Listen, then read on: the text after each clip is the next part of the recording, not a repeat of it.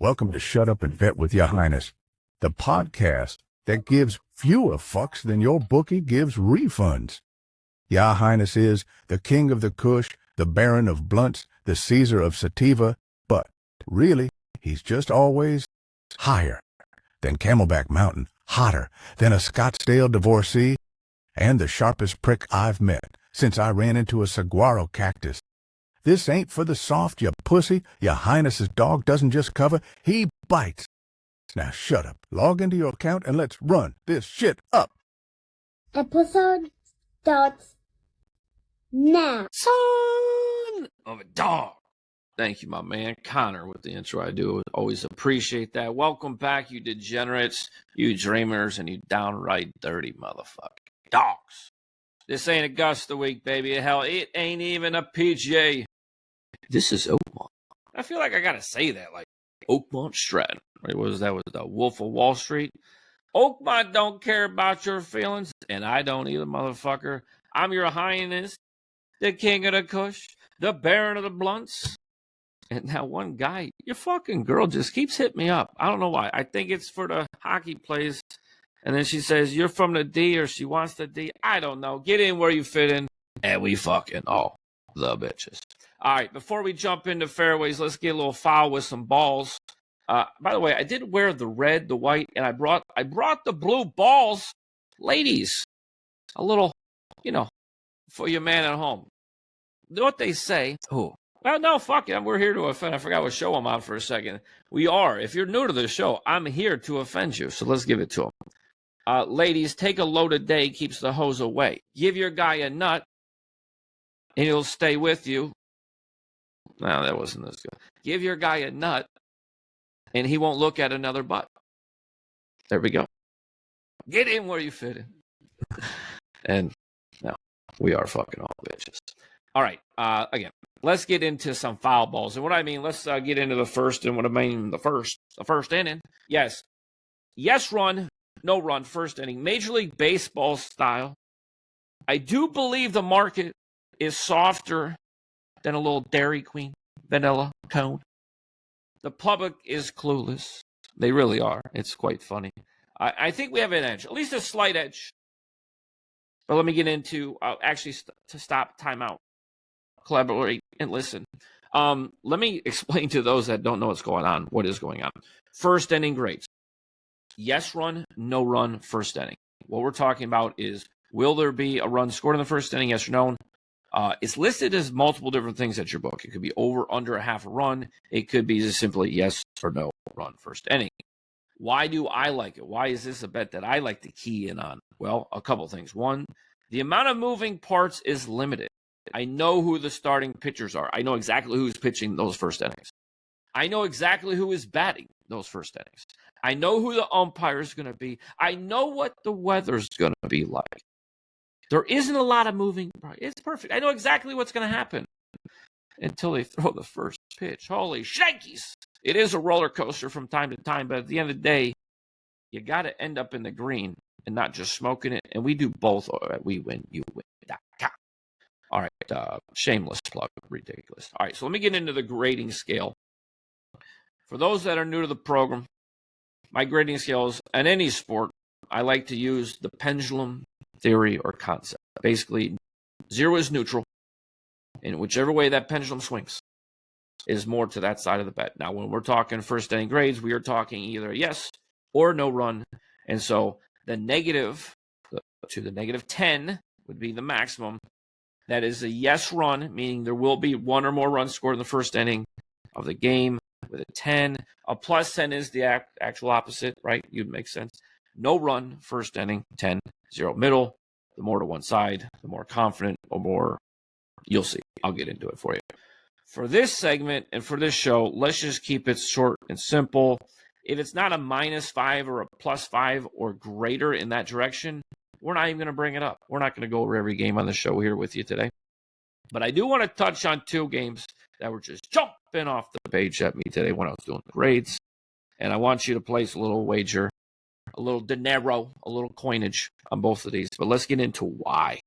And the first game is going to be the Yankees and the Royals with cheese. Yes, The New York Yankees, one of the best offenses for scoring in the first inning. We're going to say no run in the first inning, and I'll tell you why. Getting into the teams first, and I will get serious here for a second because this is the part that we do got to get serious on.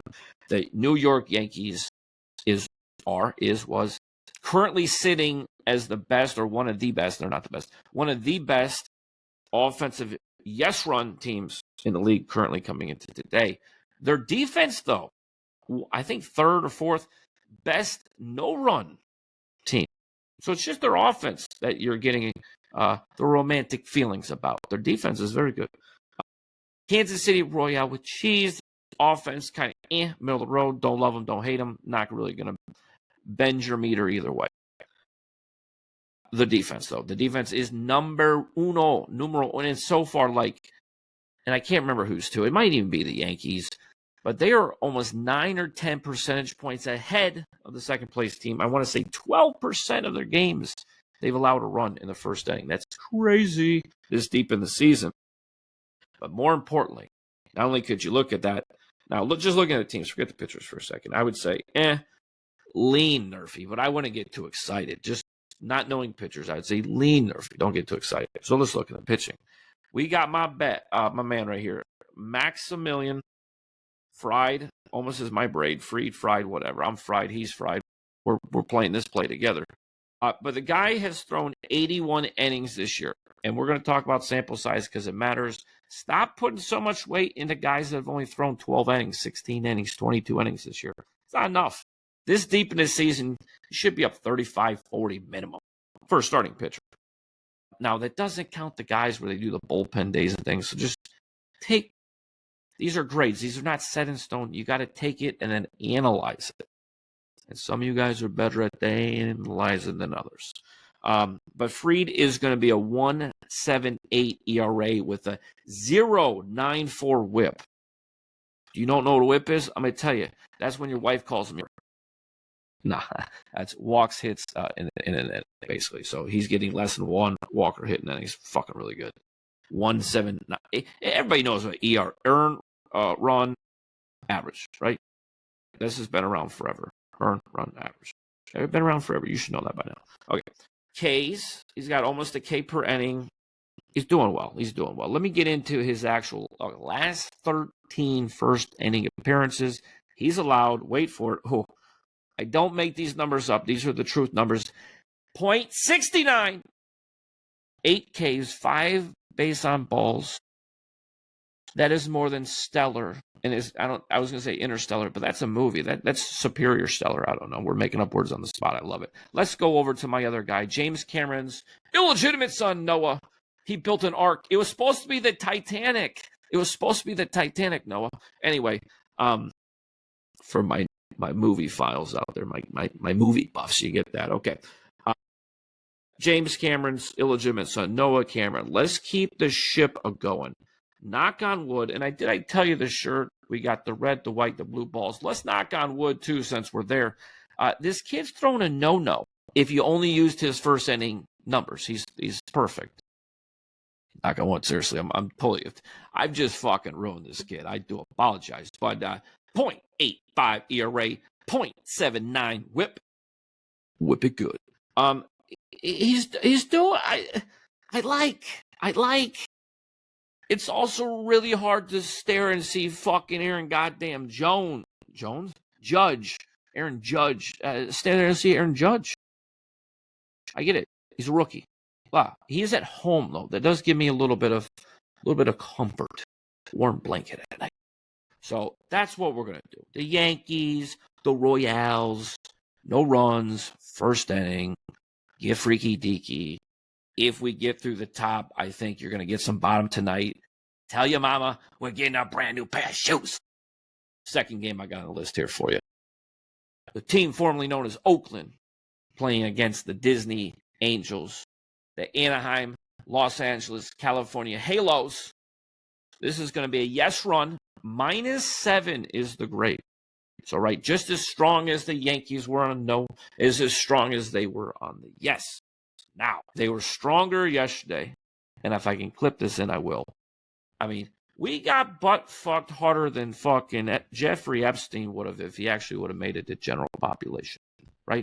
There's no way Jeffrey Epstein, if he would have made it to general population, would have seen 24 hours, right? You know what they do to those kind of guys in that kind of place, you know what I'm saying? Butt fucking. I mean, I can say it on this show, right? We just butt fucking. And that's on a good day. Hey!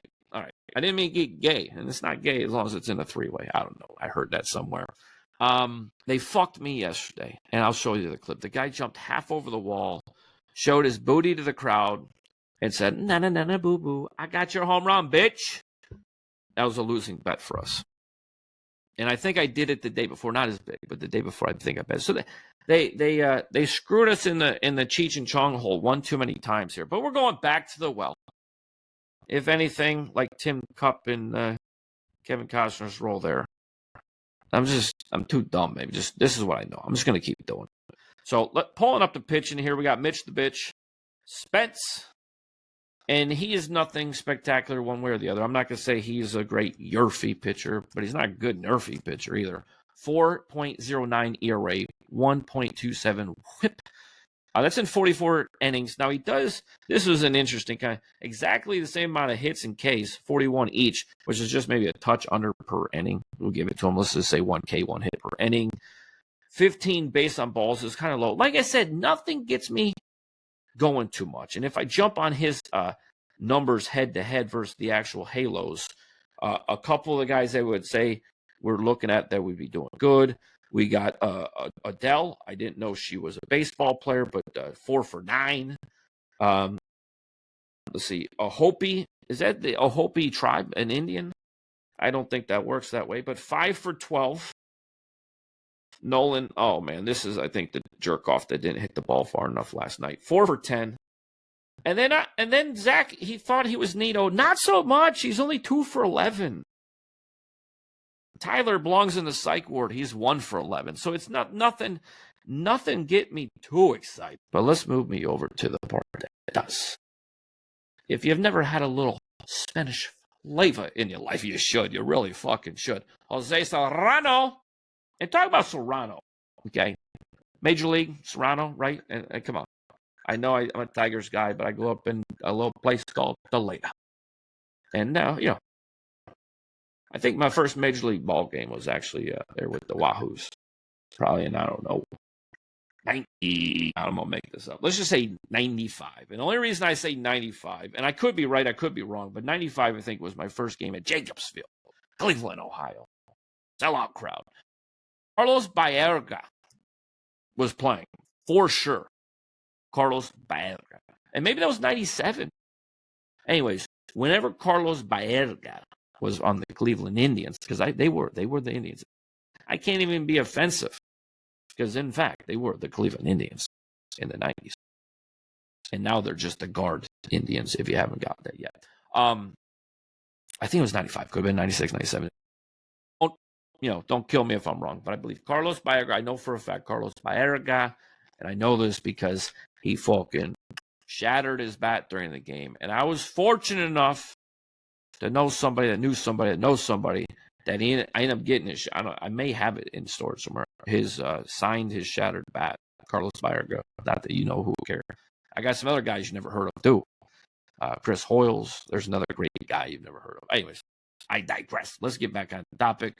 Jose Soriano, 4.11 ERA, 1.59 WHIP. That's higher than I am right now. Which I do apologize. Maybe is dropping the quality of the video here for you. But 1 innings pitched, 159. I talked about this before, but I'll say again in case it's your first time. The whip is against the whole lineup. Naturally, it doesn't take a fucking rocket science to understand that, well, if we broke this down from the top to the middle to the bottom line, top 3, middle 3, bottom 3, it is probably a safe assumption to think that the top 3 is going to yield a better whip than the bottom 3, right? Hence the reason they're the top 3 and they're bottom 3. And then that's a macro level, and maybe you're going to find a little one-off spot where I'm wrong. Fuck you, bitch. Guess what? I'm talking macro, like these nuts. Macaroni and cheese and these nuts in your face. Sometimes not everything I said makes sense. Stick with me. You'll be all right. First inning ERA for this Jose is brutal. I mean, we're talking 6.23. This is just first inning. Last 13 first innings he's been out. He's allowed 9 hits, 7 runs, and 7 base on balls. Again, last 13. Mitch the bitch. Again, middle of the road. I'm not getting too excited either way. So Soriano is going to be the first pitcher out, right? Athletics, top of the inning. We like it in the top. We're a tit guy. You know, we like it in the top. We like a good top or like a good top. Anyway, if we don't get it in the top, you can always get it in the bottom afterwards later on. You just always remember. You always can get it in the bottom later on. Mitch the bitch is not too exciting. You're going to need one of your non-name brand guys, though. So no Nito and no whatever the fuck the other guy is. I made a great name for him. I forgot. Don't do drugs, kids. Stay in school. All right. And a little food for thought. The Halos are top 5, in case this comes into play. They are top 5 in first inning home runs the last 30 days. Anyways, all right. Go Yurfie there. Go Nerfy on the first one. Let's get to why you came to the show in the first place. And grab your weed, grab your tee markers, because we're heading to Oakmont. We're talking about 7,372 yards of anxiety-ridden golf, with bunkers deeper than your uncle's debt to his bookie, and the roughs longer than a 1970s bush. This course is maximum security for bad drivers. If you can't find the fairway to Oakmont, not only are you going to need help finding the ball, but you get in. Look, I'm telling you right now, okay? You're not going to be able to see the ball on TV. You're not going to be able to see these guys' shoes on TV. They're going to have spotters out there, and they're going to put the little things and do all that, right? But I've seen pimps hit bitches farther than these guys are going to be able to advance that ball coming out of that rough. All right. Now let's get into what actually fucking matters here at Oakmont. And that's going to be shots gained off the tee. You got to be long and you got to be straight. It's every gay man's dream. Total driving. That's important. Like a blue hair in Florida. If you miss the fairway, they're going to put out a fucking missing persons report. You got to stay out of the rough. That's what I made that point clear. The greens are fast. You got to avoid the bogeys. You got to be a good lag putter. If you putt like playing Call of Duty on dial-up, lagging really bad, you're not going to do well here. That also leads into the approach. You're not going to have a ton of opportunities from 100 to 150 yards. But if you do, and when you do, you have to take advantage. The winner of this tournament will be highly successful birdie and par saves from 100 to 150 yards. Let's get into the top 10. Now, if you're part of the community, you've seen my weighted and unweighted top 10. I'm giving it to you a little bit differently here. This is not only my weighted top 10, but I've also then now factored in the value of the odds that you can get. Just because you're one, Scotty Scheffler, I still have him up here. The value's not there, so these guys have been rearranged based more on value. But number one on the list is Scotty. And I still think it's stupid. Don't do it. But he's just such at the top of every fucking check box. I'd be stupid to not just acknowledge the fact that he is on paper. He's rightfully so the odds on favorite for this tournament. Rightfully so. I don't think the value, the price he's getting, and we'll get into that in a second, is proper. But should he be the favorite of this tournament? Yes. Should he be the definite favorite of this tournament? Yes. Will he win this tournament? No fucking way. Number 2, Tommy Fleetwood Mac. And I'm going to tell you why I got him too, because he's 40-1 at time of recording, and I think I had him 6th or 7th on my overall top 10. If you can get somebody in my top 10 weighted rankings at 40-1, I don't care if they were 10th on the list, you got to fucking bet him. Corey Connors is 3. I don't love him to win. I like him to play well. Top 20, top 10 in that range, think that way. Keegan Bradley, I got 4. Again, I don't think I even had him in my top 10. If he was low on the list. But the value there. A lot of disrespect for Captain America. He will be the captain of the Ryder Cup team. By the way, I don't know if you can see behind me, but that right there, best Ryder Cup team in American golf history. Patrick can't lay a thing. Him and Scotty Scheffler can go row a canoe together or a boat or whatever the fuck they do with those gay faggot motherfuckers. Anyways, there is something weird going on. I can't put my finger on it. Get away from golf for 2 seconds. Scotty Scheffler is not the man he portrays to be. I'm going to say that very point blank. Some shit will come out later on. I don't know when. Like he cheats on his wife with dudes. Something like that. And I'm not saying that's it, but something like that will come out. Book it, save the video, put a little thing, and come back to us when I'm right. Let me know when I'm wrong. Number 5, can't lay, though. Can't lay a damn thing. Maybe Scotty will bend him over later. We don't care about that. Patrick can't lay a thing, but his game lines up perfectly with this course, with the match and everything else like that. So I personally won't be on him, but I'm never going to tell you to fade can't lay here because he should fare well here. Rory, Mac and the Rory. I don't touch him here, but he was like 2 or 3. I just don't know how far down I could drop him. I dropped him to 6. I don't think he was 12-1. Value's not really there. His driver, I think, is like off the tee. Driver is driving Miss Stacy. That's how bad it is. Jonathan Romulus. Here's the problem with him. Throw out the numbers. The dude's a hothead. Him and Hatton, throw them in the same boat together. This course will piss you off. It will get under your skin. Hell, I think they got a par 3 that's like 270 yards. Okay, that's how they say it might be 269. Speaking of 269, when are you going to call into the show and leave me a voicemail? And hopefully I'll be able to put it up here. But the phone number, let's see if I can remember this. 480-269, right? That's Mandarin. Tukanshu. 269. 74-23. Is Bob Vrosky 74? I don't know. We were still looking for a player 74, but 23 is definitely Jordan. 480-269-74-23. It's just that you're not talking to nobody. Just call and leave a fucking voicemail.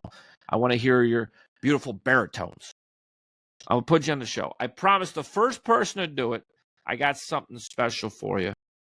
And I won't rip you apart or blast you or make fun of you. I think that's maybe what people are a little worried about, is they don't want to get lit up and smoked by your Highness.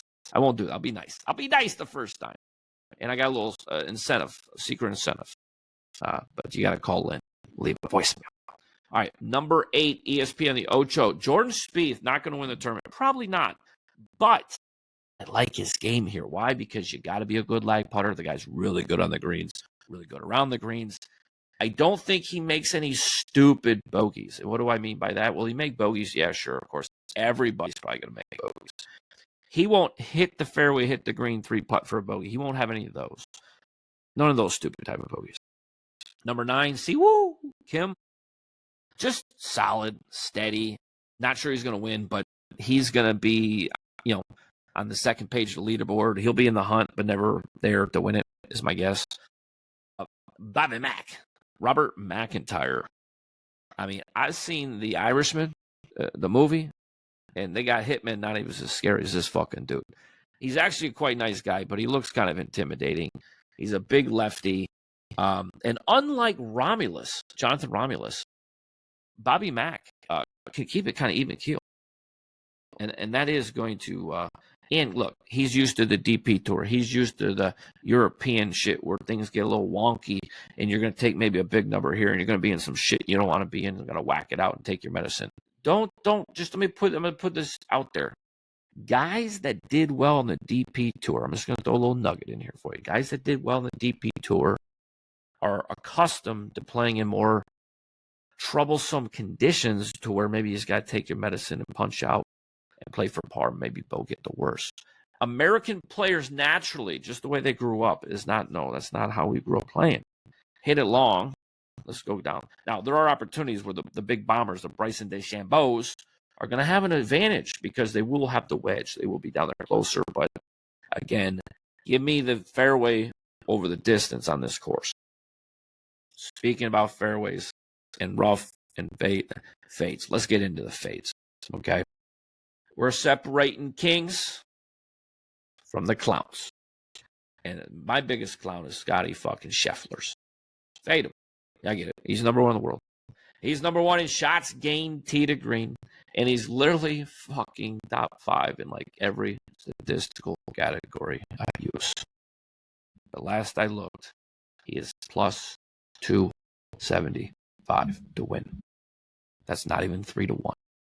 He is not winning a major. He's not winning the U.S. Open every third time he tees. He's not even winning every fourth time. He's not winning 25% of the time he tees up the U.S. Open.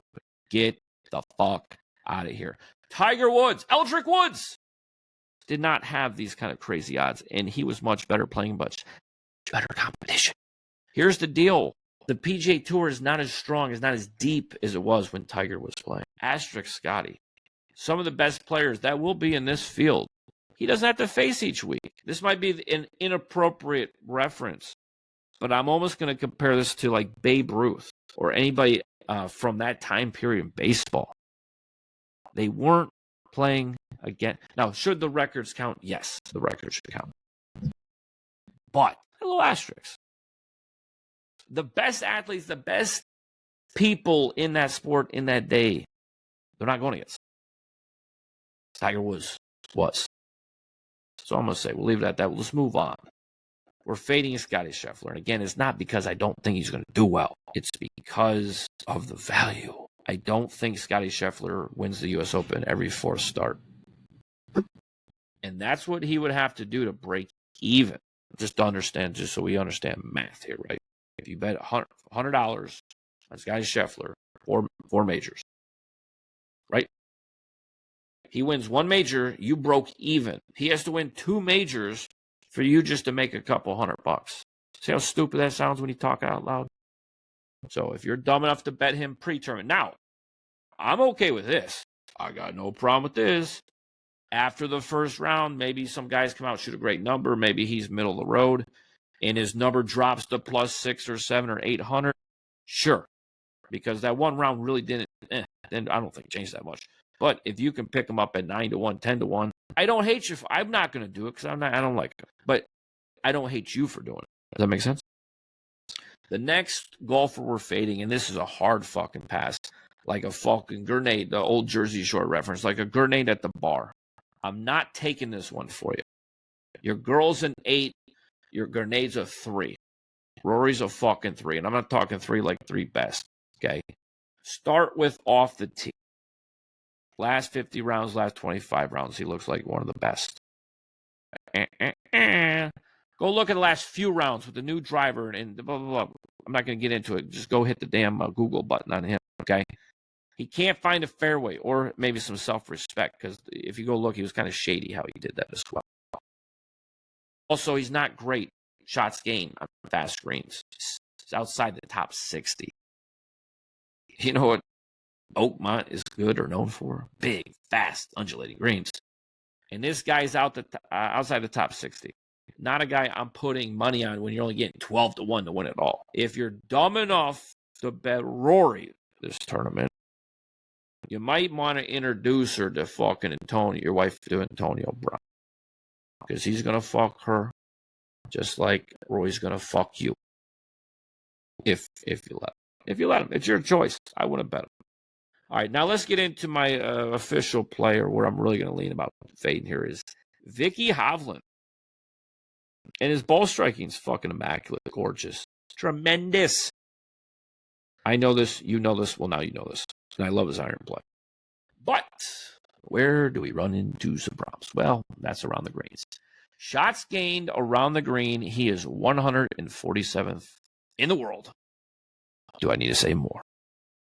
His scrambling up and downs, and we're talking sand saves, all that, is lower than my fucking Uber rating after March Madness in Vegas. His lag putting, right? For those that don't know lag putting, I've mentioned a few times now. That's like when you're like 40, 50, 60, 70 feet away from the hole, and you just need to lag it up there close, lag putting. Three-putt avoidance, that's the kind of what we're looking at. Vicky Hovland, bottom third of the field in 3-putt avoidance, lag putting this tournament. You cannot 3-jack Oakmont and survive. Vicky Hovland's short game is like an ex's voicemail. It's going to be cold. It's going to be confusing. And I guarantee it ruins your fucking weekend. Fade Victor Hovland. He ain't making the cut. I don't care how good the ball striking is. Ball striking, you can't hit out of this fucking rough anyway, so fade it. All right. Now, I'm not big into this, and I don't really play around with this, but I give out advice. Some people do, so I figure out let's split this segment in here for you. And we're going to get into DFS, the daily fantasy lineups. And I'm not going to sit here and tell you about all the chalk and the top tier guys. Let's get into some of the little sneakier guys. Maybe you're looking for a spot to fill in your lineup that fits into your roster properly. And I'm not going to give you guys that I think are going to be heavily owned, right? Because, again, part of this game with the fantasy is you need the guy that's not owned by a lot to do well, especially if you're playing some of the bigger fields. So the first guy we're going to get into here is Aaron. And again, if you haven't learned anything yet, if I'm ever going to pronounce any of their names right, it's going to be the way I pronounce them. And this is Two Gloves, Englishman. Again, DP, you're going to see a theme here. I like these English guys. I don't know why. It's a U.S. Open. Why? Because they know how to take their lumps on the course. Last I checked, 7,400, and he hits fairways religiously. I don't know what his religion is, but it's probably fairway finding.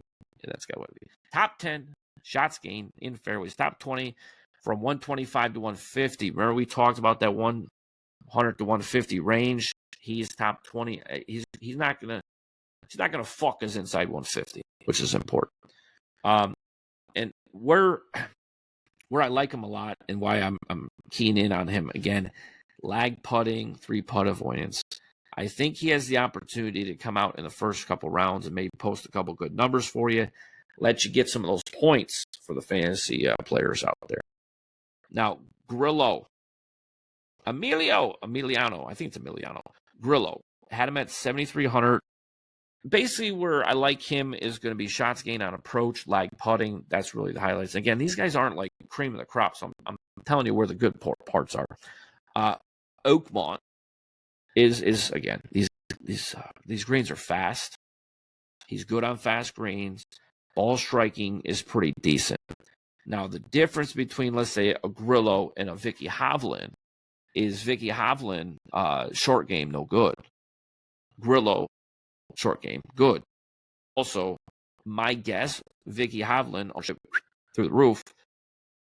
Grillo, ownership, I'm willing to say probably under, let's say under 7.5% ownership for Grillo. The other guy, I have mentioned him before. Let's jump down to this here.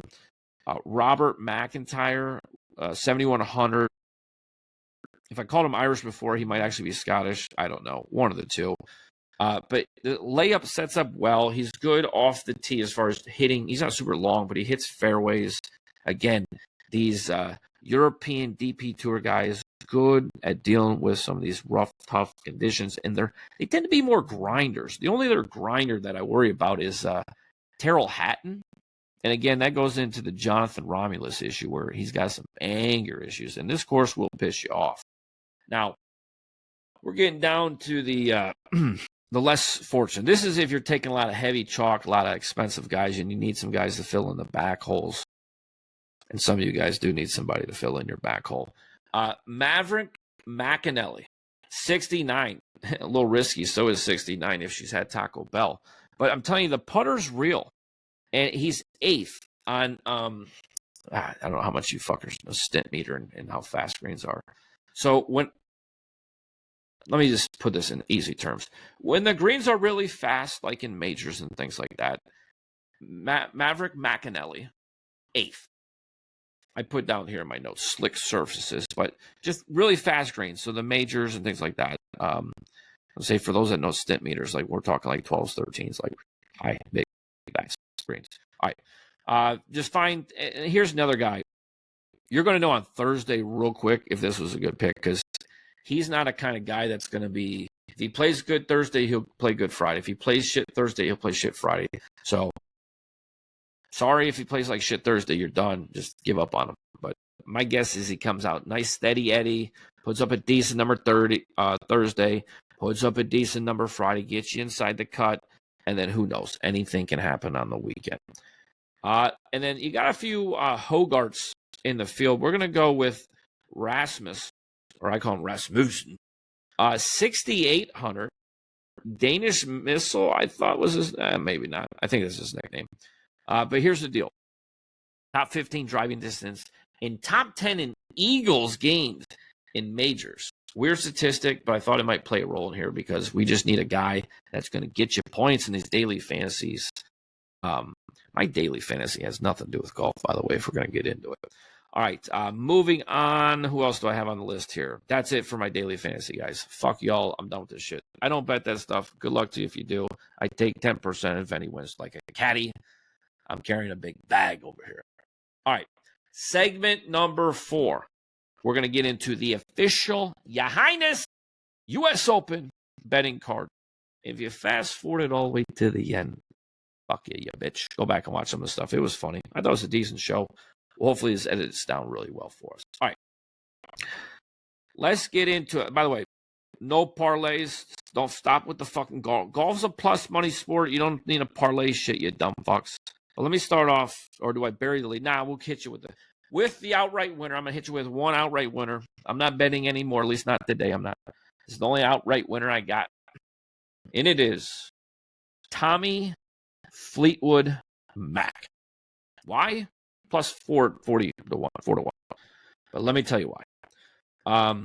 He fits in because his total driving, not only on the accuracy, which is more important than distance, but he does hit the ball far enough. Oakmont, 38-yard fairways. Okay. They even have, I think, there's like a 600-yard par 5 in there as well. He's steady. He doesn't against this DP Tour mentality, European grown mentality.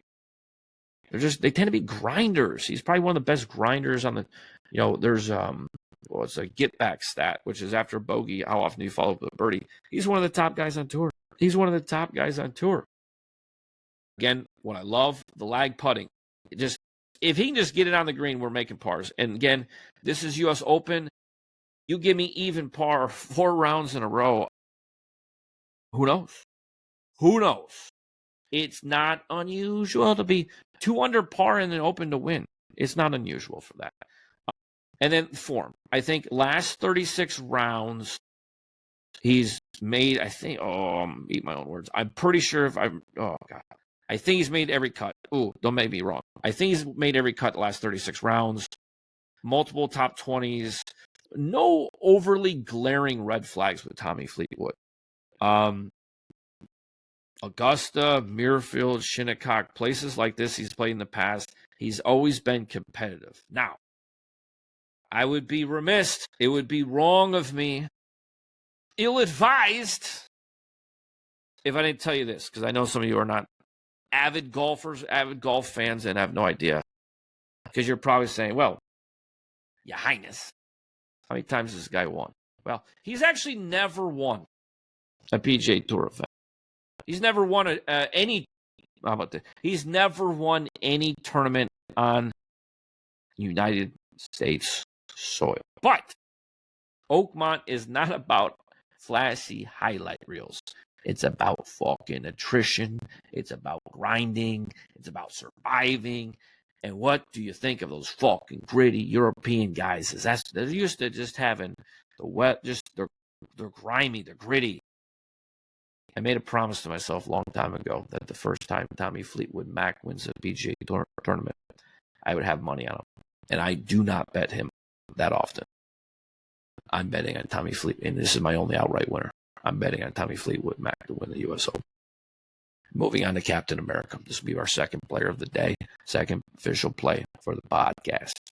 Keegan Bradley, Captain America, captain of the Ryder Cup team, and he's playing so well, he might be a player and not a coach, captain and a player. It's happened before. I think he's playing well enough. He will play himself into that. But the bet is going to be a top 30 finish. Why? Same thing. He's a grinder. This is all plus money. Plus 125. He's one of the most consistent drivers of the golf ball. Distance mixed with accuracy. Again, these fairways are narrow. 28 yards is not very wide. You can't miss the fairway. It's very penalizing. above average in tough driving conditions. That 100 to 150 yard mark wedge game is bravo, good enough. Pretty good on lag putting, not the best, but pretty good. Does avoid 3 putts quite often. He also does really well in majors. He's a grinder, very consistent. He's not overly flashy. We don't want overly flashy in this tournament. Now, here's where the negatives come in a little bit. I will give you the negatives of each guy. Is he can get cold putting. And I don't mean cold like he's going to 3-putt, where he doesn't make any birdies, where he has a lot of 10, 12, 14-foot birdie attempts, and he just can't make any of them. But I don't think you need a super low score in this tournament. I really don't. His scrambling is slightly below average, but it's not as bad as Victor Hovland. Okay, we're not on that level. So overall, a little intestinal fortitude from the captain of America Ryder Cup team, and I'm saying my man Keegan Bradley finishes inside the top 30 for the U.S. Open. All right, the last little nugget here I'm going to leave you with is a little Federuski. And if you didn't know by now, Vicky Hovland, you're going to miss the cut, plus 125. Why? The number one thing that's telling me this is going to happen is because the motherfucker is going to 3-whack himself a few times. So he struggles with distance control. He is in the bottom third. I think I said this already, but the bottom third of 3-putt avoidance and lag putting. Oakmont has these massive, they're POA Bermuda kind of blend. And I'm telling you right now, it is a recipe for fucking 3 putts. And Vicky Hovland might be the leader in 3 putts Thursday and Friday. Also, the chipping, the up and down, the sand saves, not feeling it. And it's not just that I'm feeling it. The numbers aren't there. He is in the bottom 36% on sand saves. And then also in the bottom third on just overall up and down. Again, around these greens, the rough's going to be long and tough. I just don't see it. 2 guys that I think are going to have completely opposite performances when it comes to around the green. On one hand, you're going to have Victor Hovland, who I think is going to do very poorly. And then on the other hand, I think you're going to have Jordan Spieth, who I think is going to do very well in and around the green. So when they miss the green, that's where I think those 2 will separate themselves from each other. All right. All the rest of the stuff you don't really care about. Let me fast forward through this. All right. Let me give you, let me give you one more. I wasn't going to, but let me give you one more. So here's a bonus. And I posted this in the community. So if you're in the community, you already know about this. This is no surprise. Also, folks, if you don't want to do the full-blown, plays, grades, access to everything, for whatever reason, you just want to start off maybe a little dip your toe in. We do offer where you can just sign up for the chat only. You don't get the official plays or even the non-official plays or the grades. You do get the live bets, which we're up money. We've been up money each month. And then also you get like all of these DraftKings and FanDuel boost and promos and things like that. And plus, when you need to ask strategy, talk strategy, or just bust on each other's balls or just whatever, it's a fun group. It's how we've all gotten to know each other. I'm not even sure. We're up to a few, 100 maybe in there now. So it's awesome.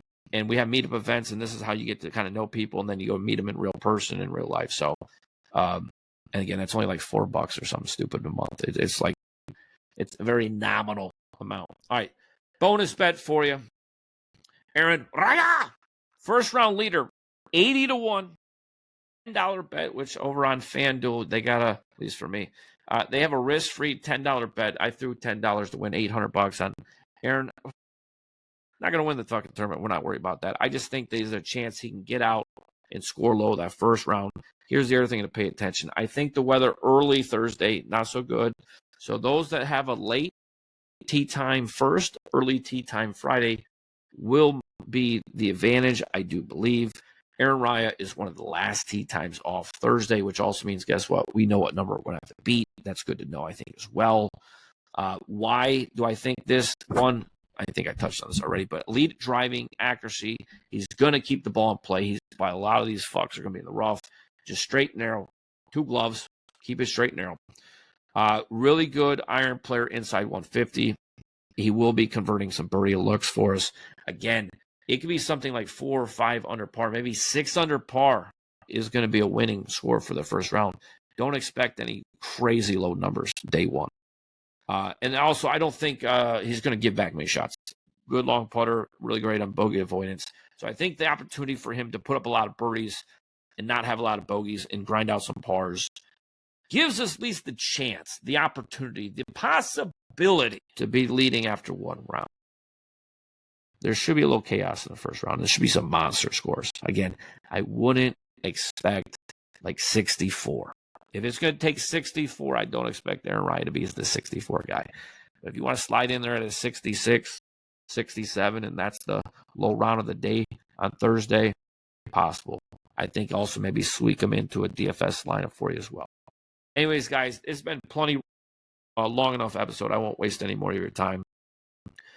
If you want complete breakdowns and help with sports betting, obviously head over to wewinun.com.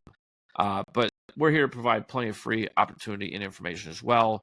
Make sure you listen to 97.1 FM, The Juice, Friday mornings on Columbus radio station there. So, all right, guys, that's my time. Until next time, and I'm out. Your wife is out here auto-subscribing to gluten-free dog biscuits. Buys how many Starbucks a week? And what the hell is with this organic birdseed that the Amazon driver keeps dropping off? But you're too much of a bitch to sign up for something that actually makes you money? Sign up now at wewinwin.com. Promo code LET'S GO.